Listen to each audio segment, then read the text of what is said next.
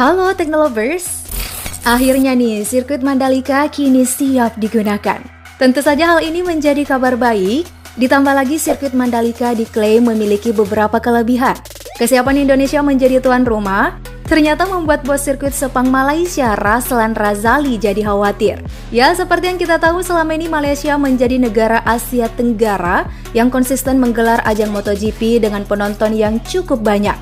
Razali tak mau hadirnya Indonesia malah mengubah posisi nyaman yang dipegang Malaysia. Lantas, seperti apa sih sirkuit Mandalika sekarang? Mari kita lihat perbandingan sirkuit Mandalika Indonesia versus Sepang Malaysia. Sebelum lanjut, klik tombol subscribe dan nyalakan bel notifikasi untuk update informasi terbaru dari teknologi populer.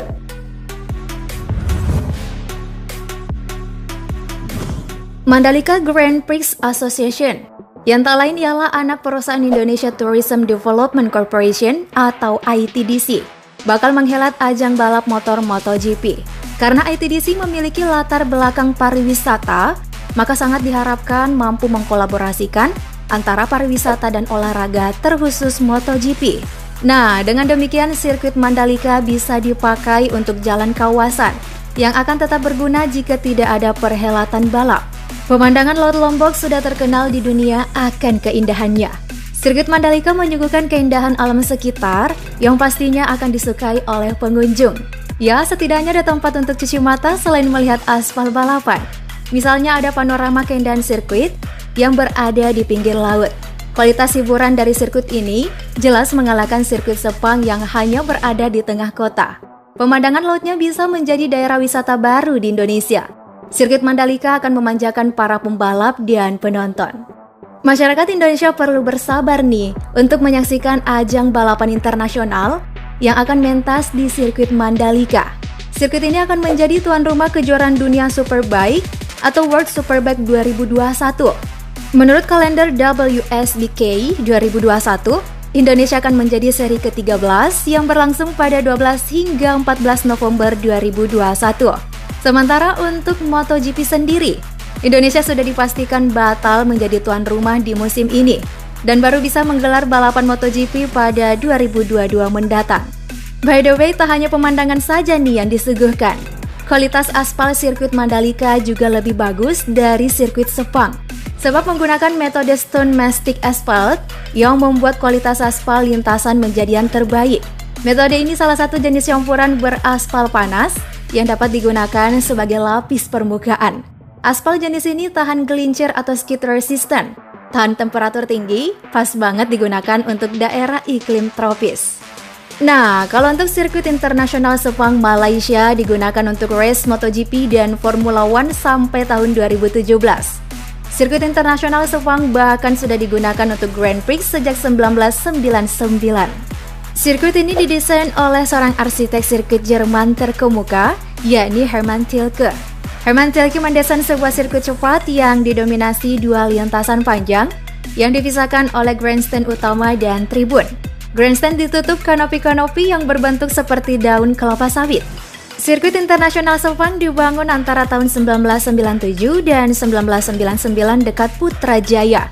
Sirkuit ini terkenal dengan cuaca tropis lembab yang tidak dapat diprediksi, mulai dari siang yang sangat panas hingga hujan badai tropis. Suhu trek sering mencapai 60 derajat Celcius sehingga menyulitkan para pembalapnya. Hujan deras pada musim penghujan juga menimbulkan resiko besar di sirkuit ini. Untuk itu, telah dilakukan perbaikan di paddock, fasilitas penonton dan aspal trek pada tahun 2016. Terlebih setelah insiden kecelakaan yang merengkuh nyawa Marco Simoncelli pada MotoGP 2011. Sirkuit Sepang terletak di Sepang, Selangor, Malaysia. Jaraknya kira-kira 45 km atau 28 mil dari Kuala Lumpur. Sirkuit ini berlokasi di Jalan Pekeliling KLIA Selangor Darul Ehsan, Malaysia. Sedangkan sirkuit Mandalika berlokasi di kawasan ekonomi khusus Mandalika di Desa Kuta, Lombok Tengah, Nusa Tenggara Barat. Sirkuit jalan raya pertama di dunia, Mandalika yang menghadap langsung ke Samudra Hindia memiliki luas area sekitar 1035,67 hektar. Mandalika International Street Circuit membentang sepanjang 4,31 km dan memiliki 17 tikungan yang akan memacu adrenalin. Area sirkuit dilengkapi bangunan medical center yang dibuat secara modular, alias bisa bongkar pasang layaknya trek jalan raya lain seperti sirkuit Marina Bay Singapura atau Baku, Azerbaijan. Bangunan medical center modular dan helipad ini hanya butuh waktu kurang lebih 1 bulan dalam penyelesaiannya. Semua peralatan medis di dalam medical center akan disiapkan oleh Kementerian Kesehatan Republik Indonesia.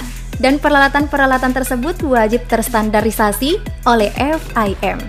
Nah, sementara untuk sirkuit Sepang sepanjang 5,543 km, memiliki 15 tikungan dan 8 lintasan lurus dengan lebar minimal 16 meter.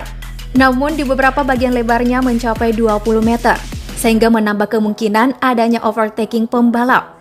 Ada 3 jenis layout yang dapat digunakan di Sepang, yakni Grand Prix Circuit, North Circuit, dan South Circuit. Terdapat 30 pit, termasuk sebuah kantor, area dapur, dan area konferensi. Selain itu, di tingkat atas ada 12 kantor untuk FIA dan administrasi, termasuk race control, pencatat waktu, pusat media, ruang wawancara, dan ruang fotografer. Tak lupa ada juga pusat medis yang menyediakan tempat untuk melakukan operasi kecil. So, tak heran jika berbagai fasilitas ini Sepang berhasil meraih standar FIA dan FIM, serta berkualifikasi untuk menyelenggarakan F1 sampai 2017, dan tentu saja MotoGP dari 1999 hingga kini. Sirkuit Sepang dapat menampung 130.000 penonton, 30.000 penonton diantaranya bisa menempati grandstand utama. Sedangkan sirkuit Mandalika akan dilengkapi 5 grandstands berkapasitas 150.000 penonton. Selanjutnya untuk pembangunan sirkuit Sepang dimulai pada Desember 1996 dan seluruh konstruksinya selesai 14 bulan kemudian. Sirkuit Sepang menghabiskan biaya 12 juta US dollar atau di kisaran 160 hingga 170-an miliar rupiah dan memperkerjakan lebih dari 1.000 orang. Pembangunan sirkuit kelar pada November 1998 dan sebulan kemudian sirkuit pun sudah menyelenggarakan balap pertamanya. Kala itu sirkuit Sepang dianggap sebagai sirkuit terbaik di dunia. Sedangkan untuk pembangunan sirkuit Mandalika hanya membutuhkan waktu penyelesaian sekitar 1,5 tahun. Ini termasuk cepat mengingat pembangunan sirkuit Buriram di Thailand yang membutuhkan waktu 4 tahun. Adapun anggaran yang dihabiskan mencapai 1 triliun rupiah.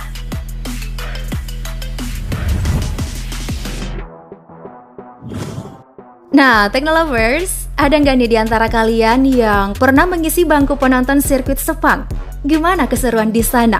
Bagaimana juga nih excitednya kalian untuk menyaksikan langsung debut para pebalap di sirkuit Mandalika?